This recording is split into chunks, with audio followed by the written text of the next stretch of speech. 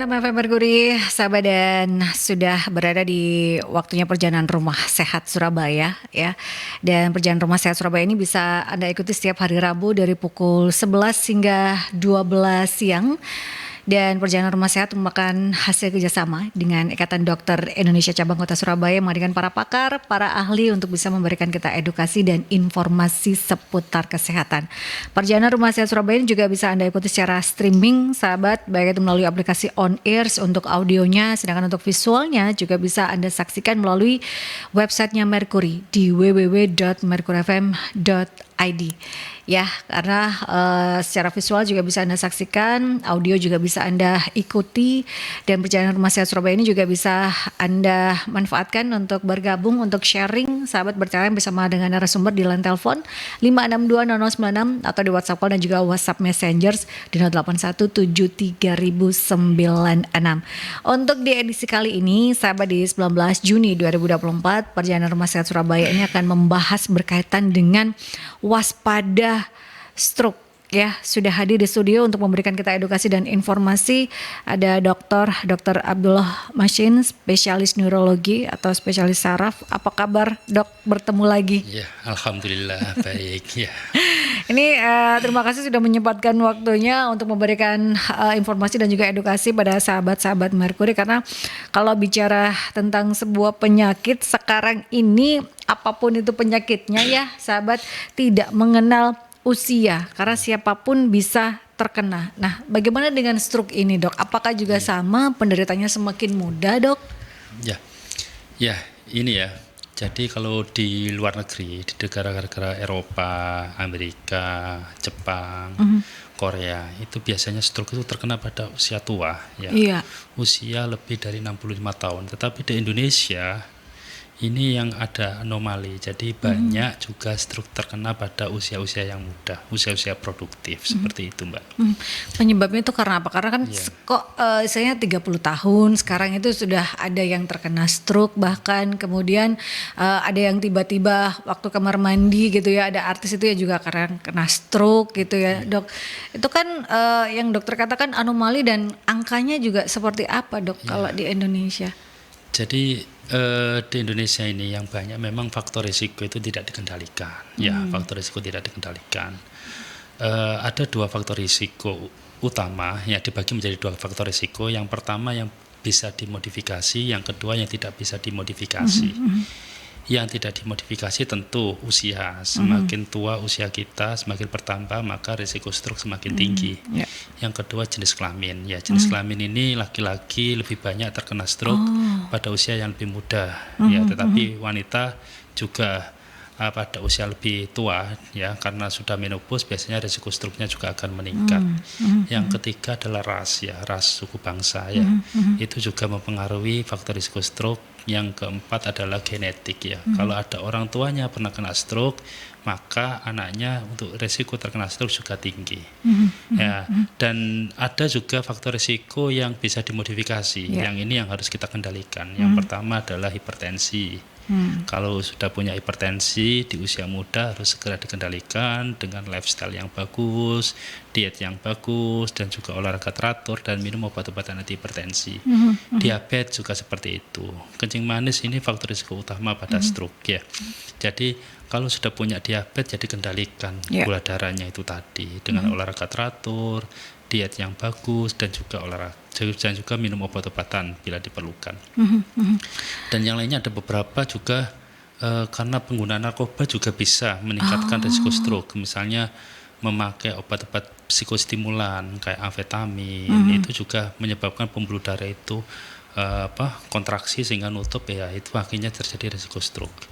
Dan juga beberapa narkoba yang suntik itu juga bisa menyebabkan infeksi pembuluh darah, akhirnya pembuluh darahnya ngantong dan juga itu bisa pecah. Nah, itu akhirnya jadi kena serangan stroke, ya. Tetapi juga yang perlu diwaspadai pada usia muda itu adalah kalau ada gangguan jantung, gangguan irama jantung, karena gangguan irama jantung itu sekarang penyebab yang paling sering stroke penyumbatan pembuluh darah. Nah itu beberapa sebenarnya faktor resiko yang tidak bisa dimodifikasi, itu ada beberapa yang bisa dimodifikasi dan itu kan bisa merupakan salah satu pencegahan yang bisa dilakukan ya sahabat. Tapi kita bicara berkaitan dengan hal tersebut nanti, tapi kita menyamakan persepsi terlebih dahulu dok berkaitan dengan apa sih itu stroke, kondisi yang seperti apa, apakah hanya pecah pembuluh darah saja atau penyumbatan saja atau seperti apa dok stroke ini? Ya, jadi secara definisi ya sudah ada definisi yang lama namanya dari proyek Monica ya tahun 90-an itu. Stroke itu didefinisikan adalah kondisi mendadak. Ya. Kalau nggak mendadak maka bukan stroke ya.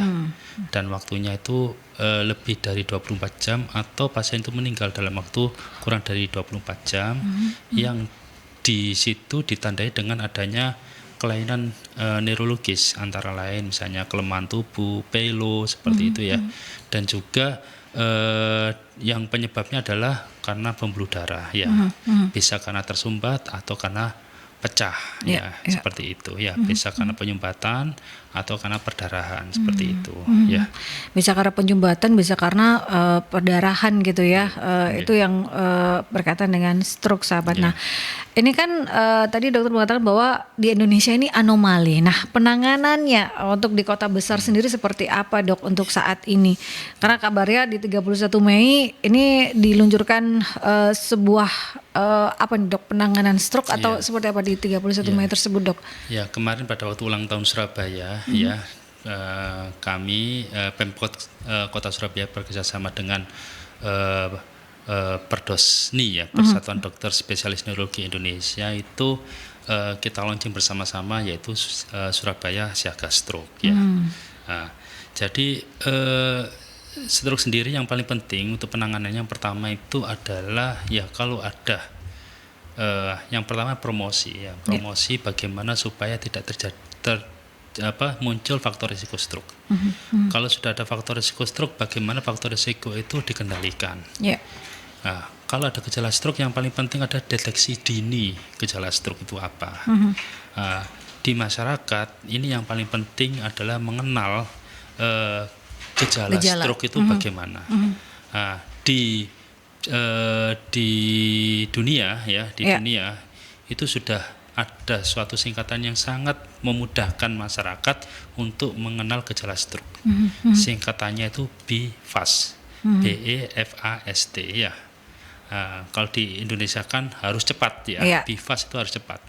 Tapi BFAST itu adalah singkatannya, yang B itu balance.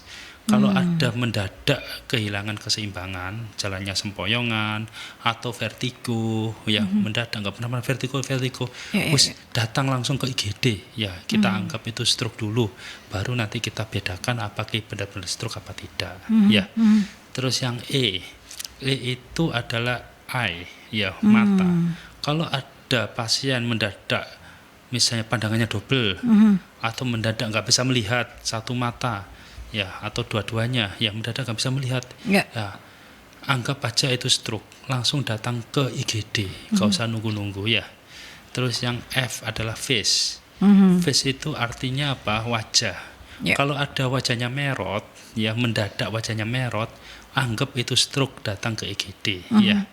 Terus A itu arm itu adalah lengan, ya artinya ekstremitas baik lengan maupun tungkai. Kalau ada kelemahan lengan atau tungkai, ya atau rasa geringgingan pada lengan atau tungkai, langsung datang ke IGD, anggap itu sebagai stroke. Yang S-nya itu speech. Speech itu adalah bicara, ya bisa bicaranya pelo atau mendadak nggak bisa ngomong. Karena salah satu gejala stroke itu adalah namanya afasia, itu gangguan berbahasa. Mendadak pasiennya nggak bisa ngomong atau mendadak pasiennya nggak paham omongannya orang, itu anggap sebagai stroke. Dan kalau ada salah satu atau beberapa dari gejala tadi, ingat T, yaitu time, waktu ya. Jadi artinya apa? Harus tahu kapan mulai gejalanya itu dan harus secepatnya dibawa ke IGD. Karena apa? Setiap menit itu miliaran sel otak yang akan rusak oleh karena stroke itu tadi. Ya. Jadi ingat be fast ini ya, balance itu kalau sudah merasa pusing atau kok keseimbangannya bermasalah gitu ya, terus merasa vertigo, ini sudah harus satu gejala saja berarti sudah harus Iya. datang ke IGD ya dok? Iya, datang ke IGD, nanti biar dokter di IGD kita yang sebagai profesional itu yang bedakan. Ini kira-kira gejala stroke atau gejala yang lain. Tapi untuk masyarakat awam, anggap itu sebagai stroke dulu, ya. Supaya apa? Supaya lebih cepat datang ke fasilitas kesehatan dalam hal ini IGD, supaya penanganannya itu lebih cepat. Seperti itu. Jadi itu balance, kemudian eye yaitu pandangannya double atau pandangannya kabur, kemudian face-nya atau kalau bahasa kita itu adalah kalau ada merot atau ada hal-hal yang enggak itu kayak itu juga sudah harus ya sahabat. Kemudian kelemahan lengan dan juga tungkai itu juga sudah menjadi perhatian. Nah ini perlu kebanyakan orang, duh kok bicaranya sudah itu ya, itu juga harus ya sahabat. Kemudian yang terpenting adalah time. Jadi kalau di stroke ini golden time-nya 24 jam atau berapa dok untuk supaya lebih cepat dibawa ke rumah sakit dok? Jadi, untuk kita bisa berikan terapi yang sesuai dengan standar, waktunya itu hanya 3,5 jam dari gejala. Jadi nggak tunggu 24 jam, apalagi sampai 2 hari, 3 hari. Iya. Enggak. Jadi kurang dari 3,5 jam itu harus datang ke IGD. Nah, bahkan yang dulu itu kurang dari 3 jam itu harus datang ke IGD. Supaya apa? Supaya kita bisa segera menegakkan diagnosa stroke dan memberikan terapi utama untuk stroke tadi.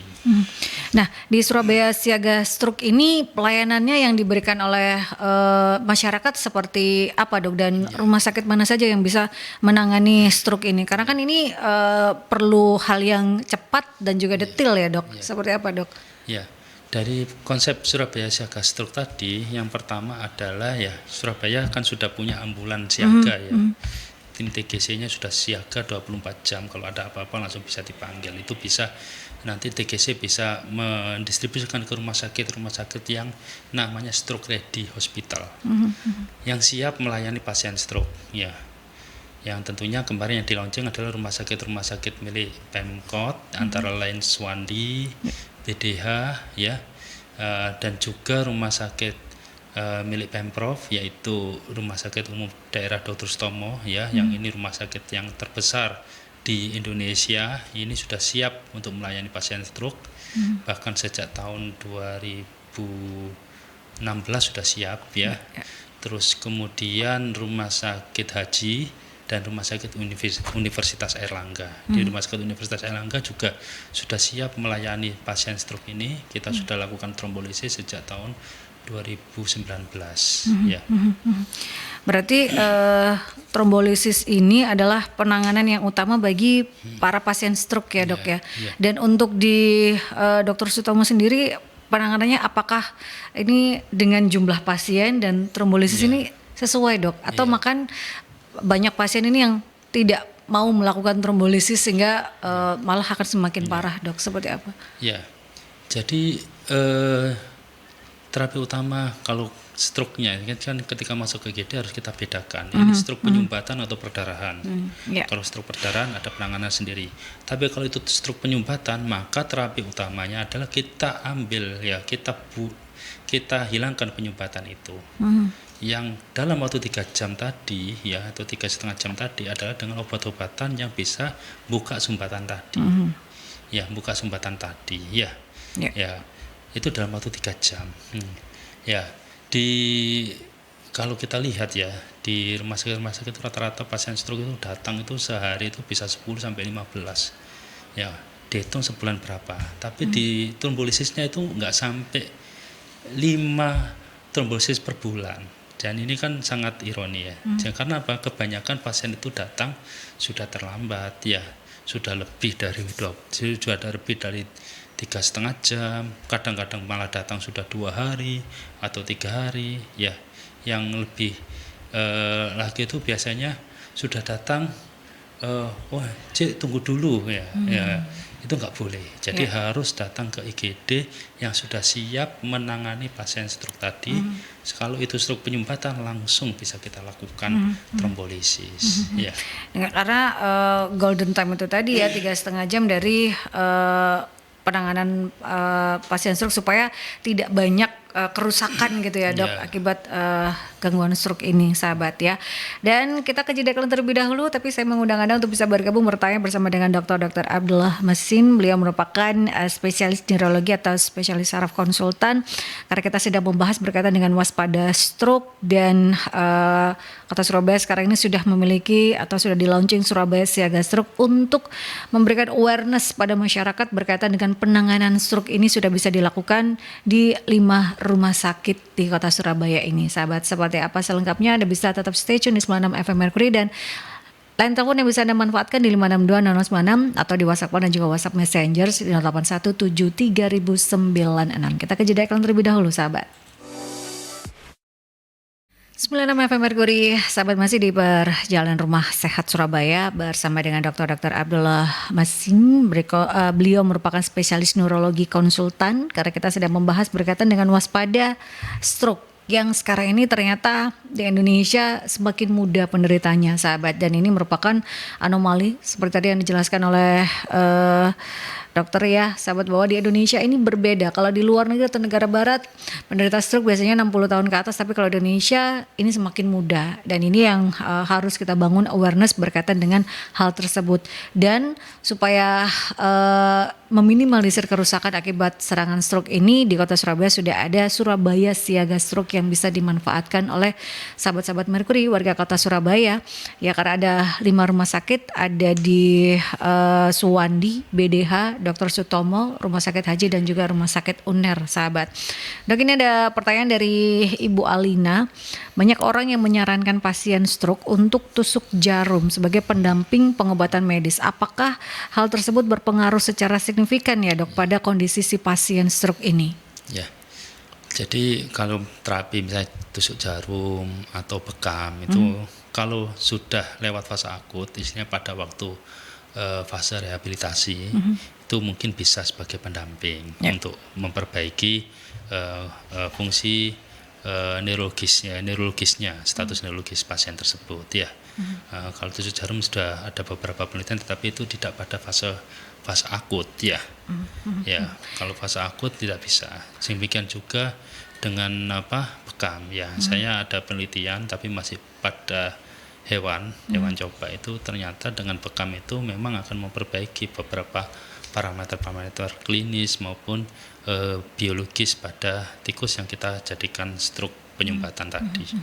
Jadi boleh dilakukan untuk terapi rehabilitasi ya dok ya, bukan untuk penanganan saat kegawat daruratan gitu betul. Ya sahabat. Itu boleh, dan memang segala sesuatunya harus melalui saran dari dokter. Apakah ini baru boleh dilakukan seperti itu supaya pasien ini bisa penanganannya lebih tepat gitu ya sahabat.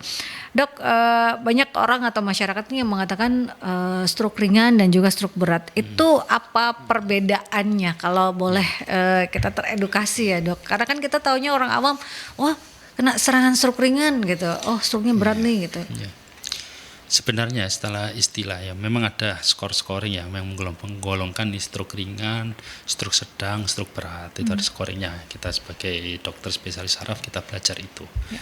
Tetapi sebenarnya stroke tidak boleh diremehkan.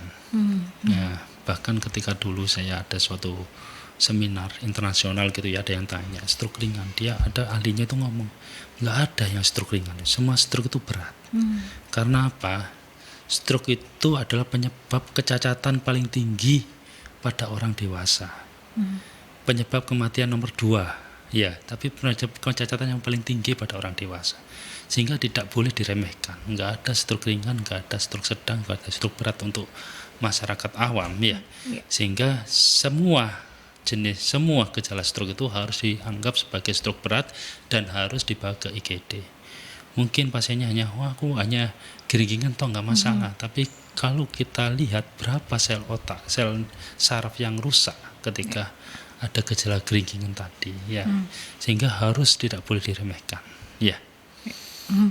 Jadi memang mau itu ringan, mau itu berat, mau itu sedang, namanya stroke itu semuanya sama, harus tertangani dengan baik gitu ya, Iya. Dok ya. Dan untuk diagnosisnya sendiri untuk stroke ini apa saja, Dok, yang harus diketahui oleh pasien? Apakah ini membutuhkan waktu yang harus kesabaran yang tinggi juga untuk diagnosisnya atau seperti apa, Dok? Ya, karena stroke itu kondisi akut ya, kondisi akut, maka tidak boleh telat ya. Ketika dia ada gejala langsung IGD, nggak boleh telat. Ya.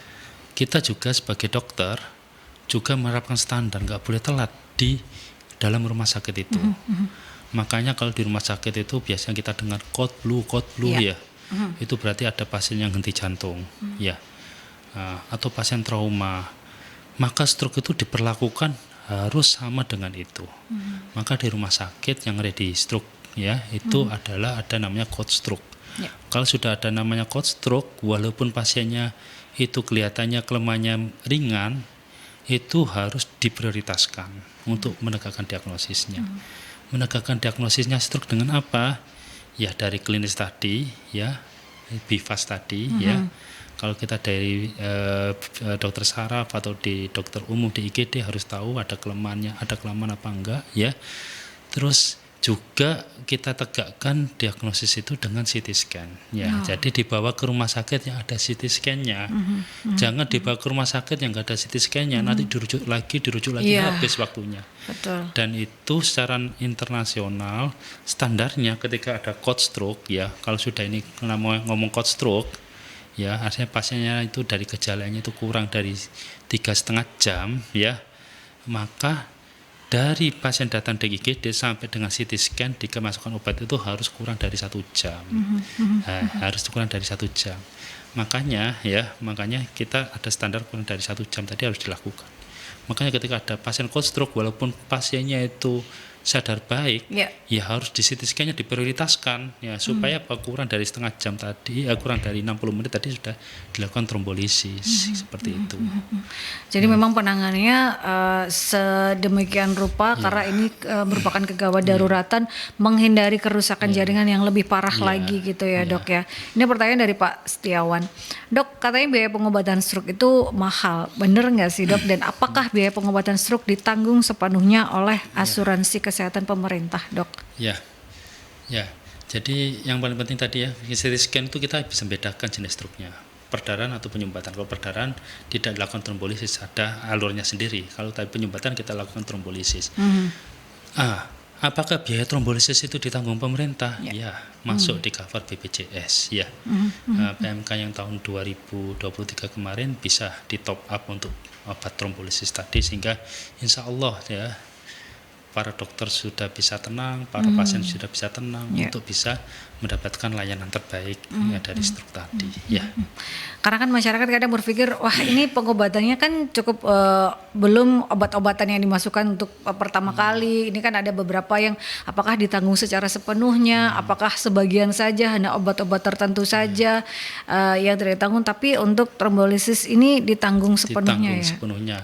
Bahkan dengan kalau di Sutomo ada cath lab-nya itu bisa melakukan mechanical thrombectomy. Jadi kalau tidak bisa ditrombolisis tapi waktunya masih 6 jam, sekitar 6 jam dari onset ya, dan ada beberapa kriteria itu ya, bisa dilakukan pendekatan endovaskuler, diambil penyumbatannya itu bisa, itu ditanggung pemerintah juga ya. Dan sebenarnya ya pemerintah ya, stroke itu ditanggung pemerintah, dan sebenarnya termasuk 5 besar yang menghabiskan dana BPJS. Karena itu tadi, karena selain kanker ya, Dok ya? Ya, terlambat di trombolisis ya, karena terlambat di trombolisis akhirnya kecacatannya ada kecacatan, akhirnya rehabilitasi, akhirnya perlu fisioterapi yang lama, yang lebih panjang, dan itulah yang akhirnya biaya menggerus biaya BPJS. Untuk BPJS untuk stroke itu tinggi. Semakin cepat penanganannya berarti akan mengurangi pembiayaan sebenarnya ya, Dok ya. Karena kecacatannya akan semakin lebih kecil ya. Lebih kecil seperti itu. Nah, penanganan tata laksana dari stroke ini apakah dengan trombolisis saja atau seperti tadi yang dikatakan oleh dokter, jadi bisa penyumbatannya diambil atau operasi besar atau tidak dengan operasi besar pun penanganan stroke ini sebenarnya sudah bisa dilakukan dengan perkembangan teknologi, Dok. Seperti apa, Dok? Jadi perlu kami sampaikan bahwa stroke itu ada dua macam. Yang pertama itu penyumbatan, ya penyumbatan pembuluh darah di otak. Yang kedua perdarahan, ya. Perdarahan sendiri dibagi menjadi dua, yaitu perdarahan di dalam jaringan otak, namanya intracerebral hemorrhage atau perdarahan intracerebral, dan yang kedua adalah ya, yang kedua adalah perdarahan subarachnoid, ya. Ada perdarahan subarachnoid, ya.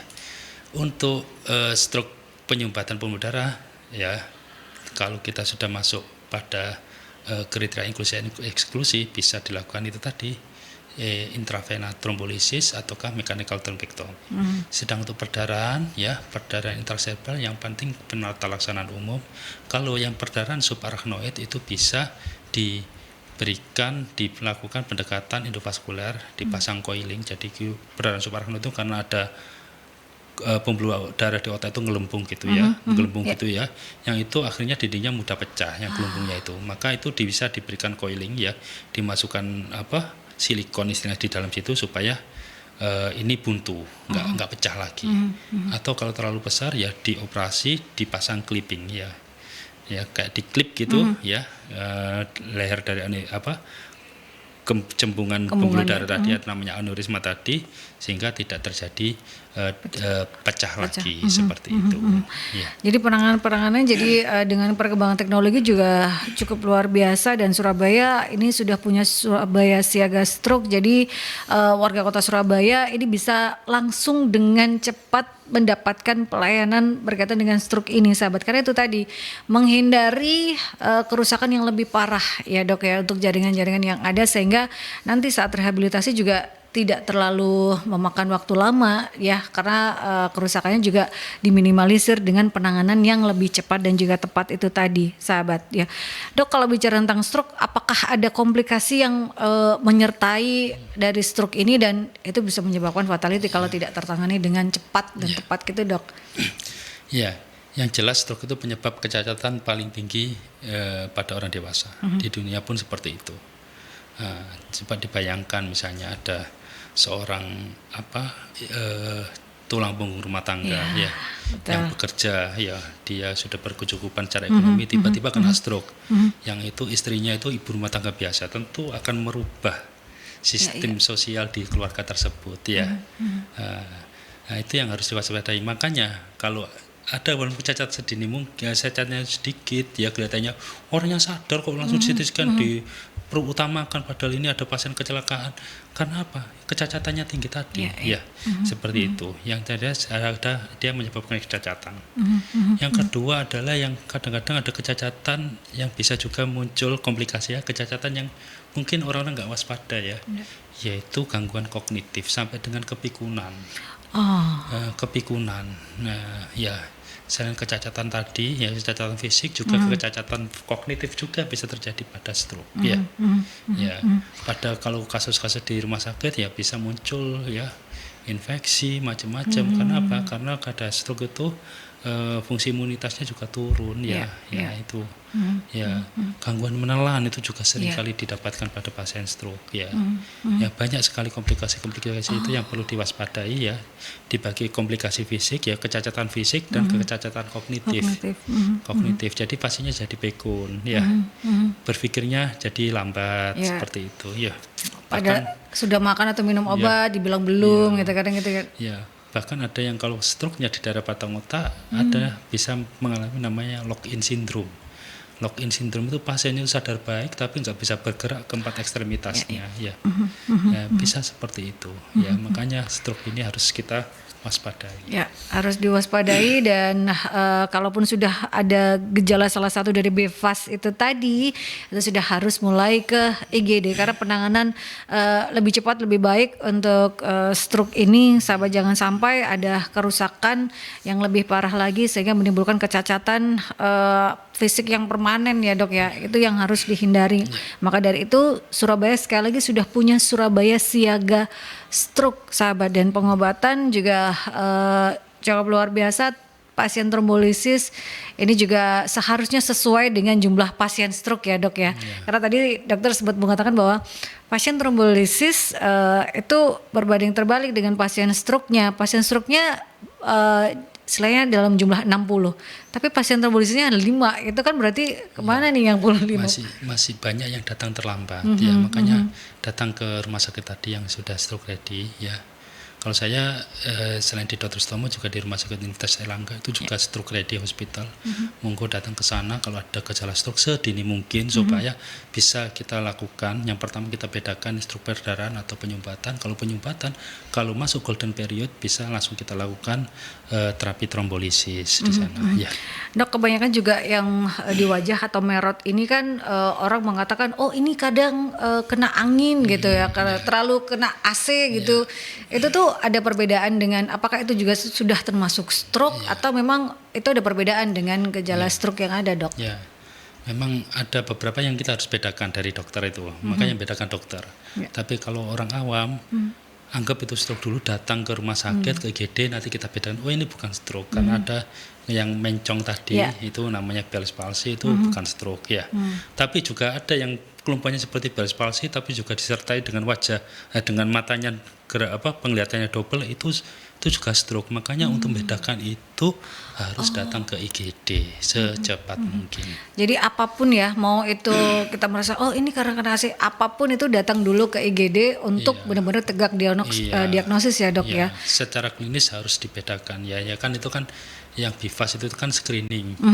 Itu untuk orang awam dan juga ketika di IGD bahwa ini stroke apa bukan. Nanti menentukan ini stroke apa bukan ini dokternya, dokter jaga IGD-nya nanti melihat oh dari gejalanya ini memang stroke atau oh ini bukan, ini seperti itu. Ya. Dok, untuk deteksi dini tadi kan ada beberapa faktor resiko seperti genetik atau kalau orang tuanya pernah atau sudah terkena stroke, ini kita berkemungkinan besar untuk terkena juga stroke. Untuk deteksi dini yang seperti itu apa yang dilakukan dok? Misalnya pemeriksaannya dok? Yang paling penting ya hindari faktor risiko. Di Indonesia yang paling banyak merokok, kurang olahraga ya. Terus pemeriksaan yang paling penting untuk deteksi dini adalah seperti biasanya ada kencing manis apa enggak, kita lihat gula darahnya bagaimana, terus kemudian kolesterolnya bagaimana. Walaupun secara umum kolesterol itu tidak terlalu berhubungan dengan risiko stroke, tapi kolesterol itu menyebabkan risiko jantung lah. Kalau jantungnya itu ada detak jantungnya nggak teratur, itu berisiko kena stroke juga, seperti itu. Makanya untuk deteksi detak jantung nggak teratur sekarang kan sudah banyak jam pintar ya. Jam pintar yang bisa mendeteksi ada namanya detak jantungnya tidak teratur atau aritmia, itu boleh dilakukan sebagai screening awal karena itu faktor risiko stroke juga. Karena memang paling banyak untuk kaum muda ini aritmia itu tadi ya dok ya. Aritmia tadi. Dan itu juga bisa menyebabkan stroke. Jadi waspada kalau Anda merasa oh kok detak jantung saya tidak seperti biasanya, itu juga sudah harus. Nah, kadang kan orang kita itu FOMO ya dok ya. Kalau saya harus olahraga tapi langsung di up gitu ya dok ya. Itu kan juga bisa menyebabkan gangguan irama jantung ya dok. Itu seperti apa? Apakah itu juga harus menjadi kewaspadaan tersendiri? Jadi irama jantung yang paling gangguan irama jantung yang bisa menyebabkan stroke adalah atrial fibrilasi. Jadi jantungnya itu detak jantung tapi dia getar saja. Itu bisa menyebabkan gumpalan di dalam jantung tadi, yang itu yang dikompa bisa menyebabkan penyumbatan di pembuluh darah di otak ya. Nah, olahraga bagaimana? Tentu olahraganya mungkin dengan anjuran dokter spesialis olahraga atau dokter jantung. Biasanya sih olahraga kita harus tahu kemampuan diri kita ya. Jangan terlalu memaksakan. Disesuaikan gitu ya dok ya. Kalau memang tidak pernah olahraga sama sekali jangan high impact gitu ya. Tapi yang ringan terlebih dahulu, baru nanti intensitasnya disesuaikan gitu dinaikkan pelan-pelan. Nah gitu. Dok, kondisi stroke ini bisa berulangkah pada pasien yang sudah sembuh sehingga pencegahannya seperti apa untuk yang pasien terlebih dahulu? Karena kan kadang ini struknya sudah kedua kali ya, ini struknya sudah ketiga kali, berarti ini kondisi berulang ini penyebabnya juga karena apa, Dok? Ya, jadi apa saja yang bisa menyebabkan stroke itu berulang ya. Dan stroke itu memang berulang, dan kalau berulang tentu kondisi klinisnya akan lebih jelek karena sel saraf di otak itu semakin banyak yang mati, yang rusak ya. Gampangannya kalau kena stroke pertama mungkin yang rusak hanya 5%. Maka kalau kena stroke kedua jadi 10%, ketiga jadi 15%. Yang 5% tadi mungkin kecatatannya ringan karena diambil alih dari yang 90%. Makin banyak yang rusak, makin banyak kecacatannya akan semakin menetap. Ya, terus apa saja yang bisa menyebabkan stroke itu berulang? Yang pertama tentu faktor risikonya yang tidak dikendalikan. Ya, banyak pasien-pasien saya itu merokok, habis kena stroke tetap merokok, ya akhirnya kena stroke berulang. Ya, kencing manis tidak dikendalikan seperti itu. Dan stroke sendiri itu adalah juga faktor risiko untuk terjadi stroke selanjutnya. Karena pasien yang pernah kena stroke, risiko kena stroke berikutnya yang berulang tadi itu 3 kali lipat daripada yang belum pernah kena stroke. Ya, jadi meningkat faktor risikonya kalau sudah pernah kena stroke itu tadi. Jadi juga lebih beresiko gitu ya. Jadi jangan sudah pernah kena serangan stroke, jangan berpikir bahwa saya sudah melakukan terapi, saya sudah itu bisa terulang kalau Anda faktor risiko yang lain atau Anda tidak taat dengan anjuran dokter gitu ya, Dok ya. Seperti tidak boleh melakukan ini tapi Anda tetap melakukan, seperti merokok atau tidak mengubah gaya hidup, itu juga akan terulang lagi gitu ya, Dok. Ini ada pertanyaan dari Pak Anwar.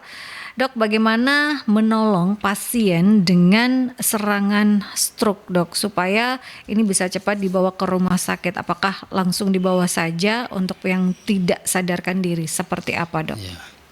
Ya, kalau tidak sadarkan diri ya, yang paling penting jangan dikasih minum.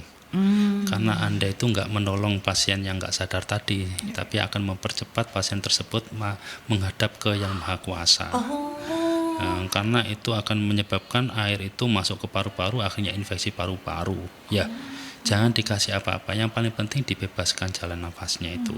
Ya, dibebaskan jalan nafasnya itu. Dan segera bawa kalau tidak bisa tekniknya itu, karena ada pelatihan sendiri namanya basic life support untuk itu ya. Kalau nggak punya pengetahuan itu langsung bawa ke IGD aja. Ya, wis gak usah mikir. Dan jangan sekali-kali jangan dikasih minum. Pasien stroke pun yang sadar, ya kok ada kelemahan, ya langsung dikasih jangan air gula, dikasih air gula atau minum. Itu hati-hati. Karena banyak pasien stroke itu mengalami disfagia atau gangguan menelan. Kasih minum malah masuk ke paru-paru, akhirnya jadi infeksi paru-paru. Itulah yang memperparah pasien stroke yang dirawat di rumah sakit. Ya. Jadi si penolong itu memang niatnya baik, tapi kalau tidak tahu berkaitan dengan penanganan yang baik, nah itu akan lebih memperburuk kondisi dari pasien ya, Dok ya. Jadi terpenting kalaupun tidak sadar langsung saja dibawa ke IGD, bilang saja ini tidak tahu apa kena serangan atau apa, tapi yang jelas tiba-tiba pingsan gitu aja, Dok. Gitu saja ya. Jangan menunggu sampai pasien siuman terus dikasih, itu juga akan berpengaruh karena kita tidak pernah tahu kondisi si pasien ini ya, Dok ya. Jadi langsung saja bawa ke IGD. Kalau nggak sadar dari basic life support, yang penting itu sebelum menolong kan lingkungannya harus aman dulu, diamankan untuk pasiennya, untuk yang nolong dulu diamankan gitu ya. Jadi tadi jangan dikasih minum. Ya itu. Kebiasaan orang kita, Dok. Niatnya menolong tapi nanti malah akan memperburuk kondisi pasien. Jadi ini yang harus kita ingat ya. Kalaupun ada pasien apapun yang pingsan, jangan pernah sekalipun memberikan air minum. Meskipun setelah sadar dengan kondisi lemas, jangan pernah dikasih air minum. Ya, Dok ya, langsung saja dibawa ke IGD, sahabat. Kalaupun penanganan pertama adalah berikan jalan nafas terlebih dahulu. Kemudian kalau Anda merasa tidak tahu apapun, langsung saja bawa ke IGD, sahabat. Itu akan lebih baik karena yang tahu menolong adalah teman-teman medis. Karena kita sebagai orang awam yang tidak tahu BLS, basic life support juga kita tidak pernah tahu, langsung saja, sahabat. Ya, jangan sampai niat baik kita akan memperburuk dari si pasien itu sendiri.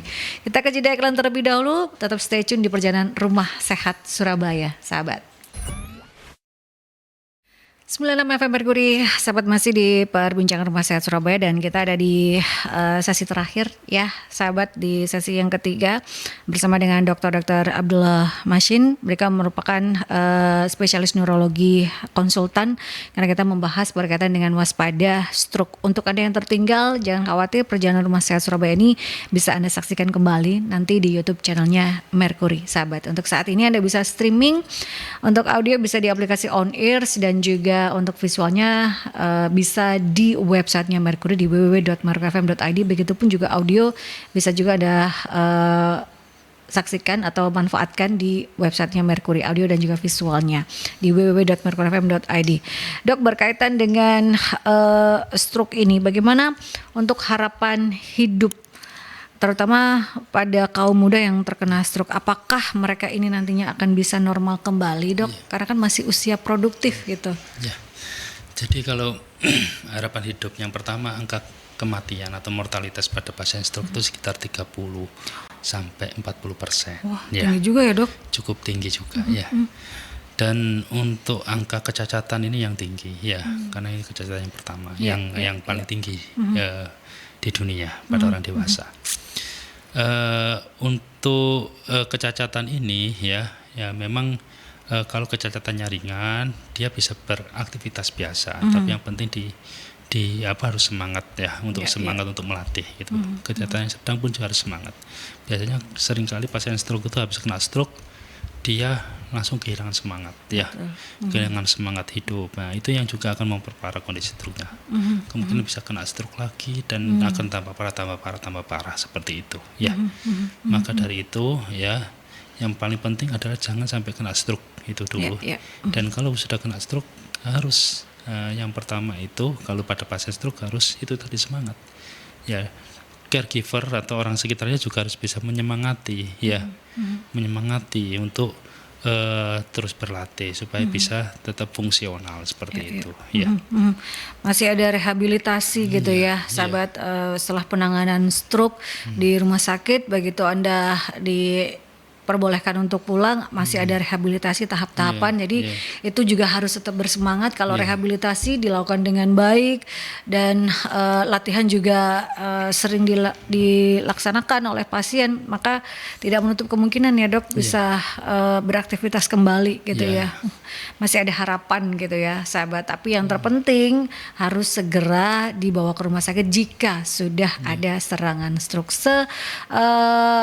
Kecil apapun serangannya ya, baik untuk balance atau merasa pusing, kemudian vertigo, itu juga sudah harus supaya lebih cepat tertangani dan mengurangi mortality dan juga mengurangi kecacatan itu tadi ya, Dok ya. Nah, untuk pencegahan yang bisa dilakukan, tadi kan dokter juga mengatakan lebih baik jangan sampai terkena stroke gitu ya. Makanya kita membahas awareness berkaitan dengan stroke ini. Untuk pencegahan yang bisa dilakukan apa saja, Dok? Mengingat semakin mudah loh usia penderita stroke ini gitu. Yang pertama adalah ya olahraga teratur ya. Olahraga teratur. Terus deteksi dini faktor resiko ya, deteksi dini faktor resiko. Jangan sampai diabetes tidak terdeteksi, hipertensi nggak terdeteksi, ya kolesterol tinggi nggak terdeteksi. Dan juga hindari hal-hal yang bisa menyebabkan stroke tadi. Ya, misalnya pemakaian obat-obatan terlarang itu juga meningkatkan faktor risiko stroke, itu harus dihindari. Jadi itu tadi yang paling penting.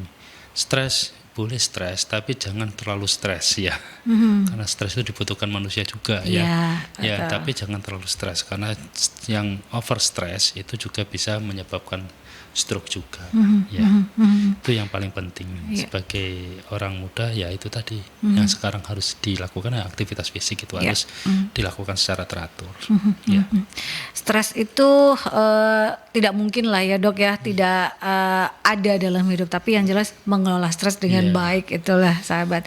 Dan pertanyaan terakhir dari Bu Ambar, ada kasus ini ada 2 pertanyaan, Dok, kita baca dulu.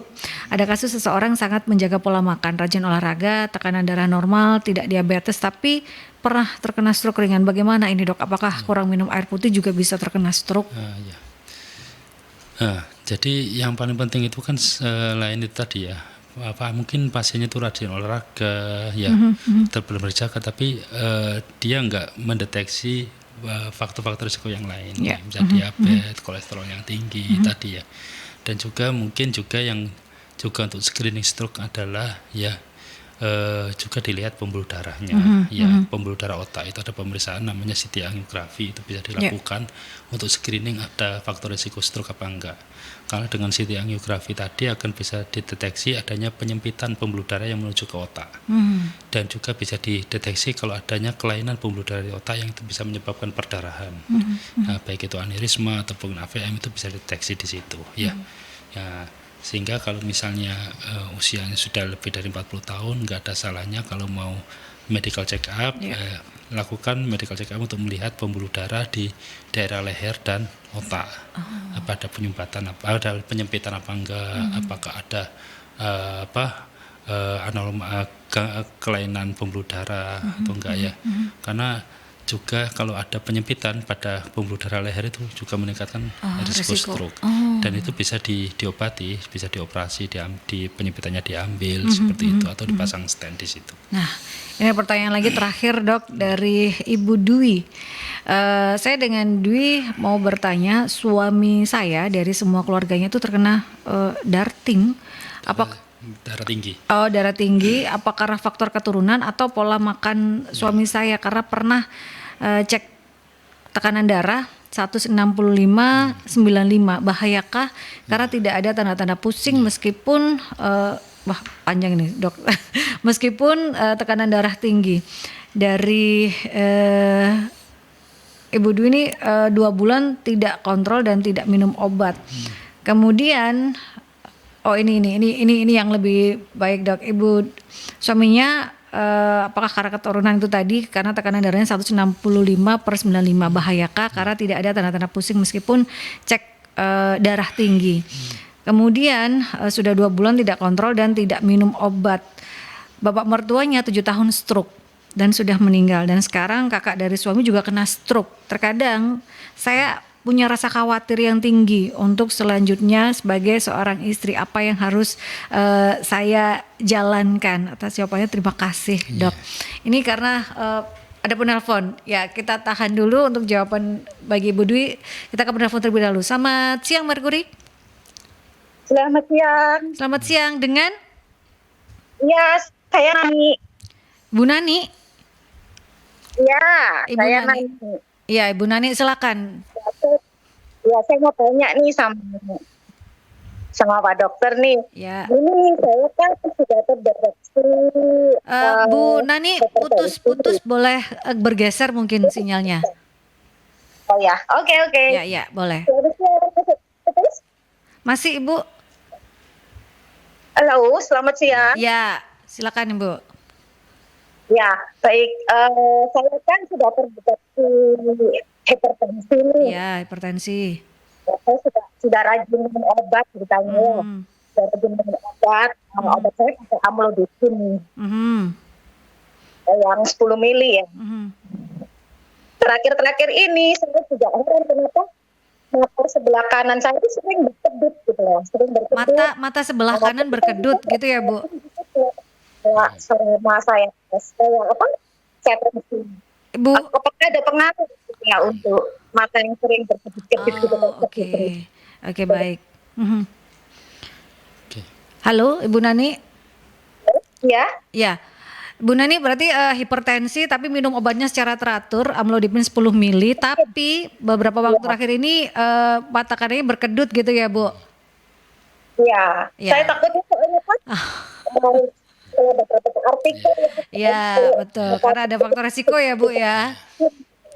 Baik, terima kasih Bu Nani, didengarkan jawabannya melalui radio ya. Ya, makasih. Nah, seperti apa Dok?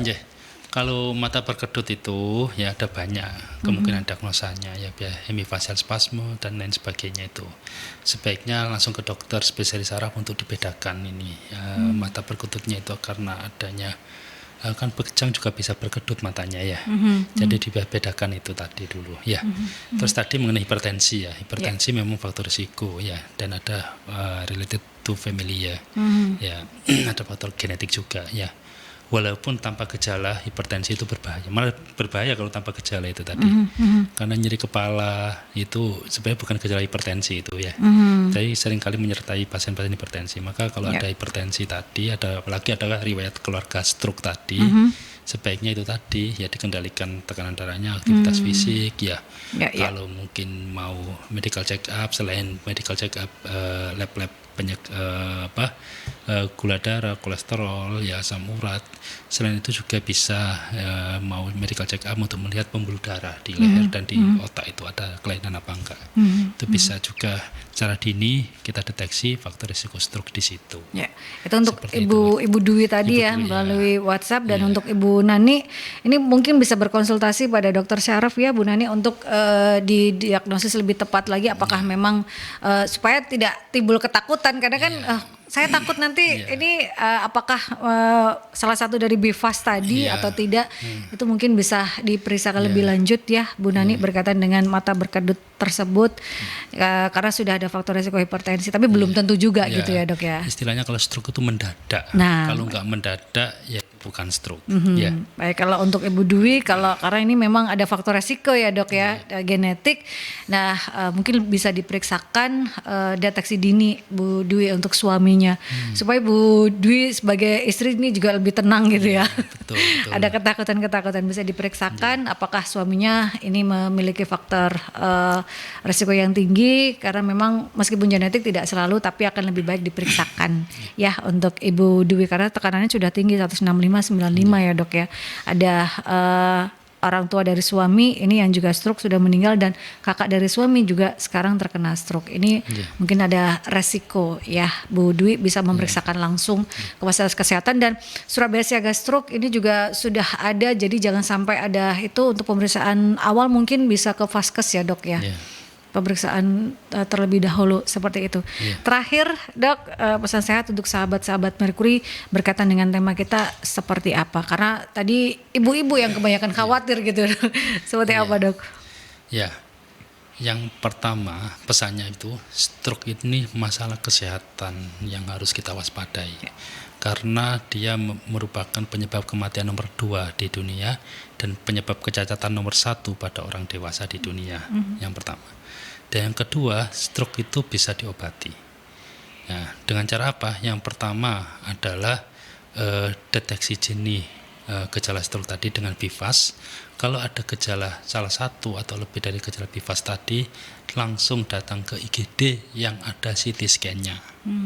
Ya, jangan pakai runding-rundingan dulu. Nanti biar dokter yang ada di IGD, dokter saraf yang ada di dokter neurologi yang ada di IGD itu dokter neurologi itu bisa membedakan ini stroke apa bukan. Dan karena waktu window therapeutic window pada stroke itu sangat singkat, maka harus segera dibawa ke IGD. Nah, itu yang paling penting.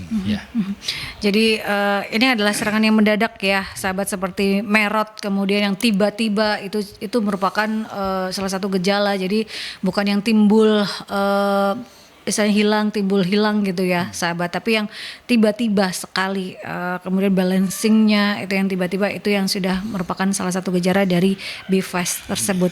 Dan untuk Anda yang tertinggal perbincangan kita hari ini di Rumah Sehat di edisi Rabu 19 Juni, Anda bisa menyaksikan kembali ya di YouTube channelnya Merkuri di Radio Merkuri 96.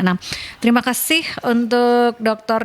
Abdullah Masin, spesialis neurologi konsultan, sudah hadir Dok. Ya, terima kasih. Menyempatkan waktunya untuk memberikan kita edukasi dan informasi seputar waspada stroke, dan Surabaya sekali lagi sudah punya Surabaya Siaga Stroke. Jadi bisa langsung menghubungi karena ada 5 rumah sakit yang siap menangani pasien stroke di kota Surabaya ini sahabat ya.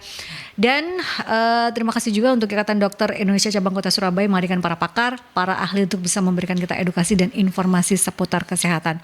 Rumah Sehat Surabaya ini sahabat hadir setiap hari Rabu dari pukul 11 hingga 12 siang, karena setiap minggunya kita memiliki tema yang berbeda juga untuk kita edukasikan pada sahabat-sahabat Merkuri. Stay safe, stay healthy, be happy, dan saya Andla Sari. Wassalamualaikum warahmatullahi wabarakatuh. Waalaikumsalam warahmatullahi wabarakatuh.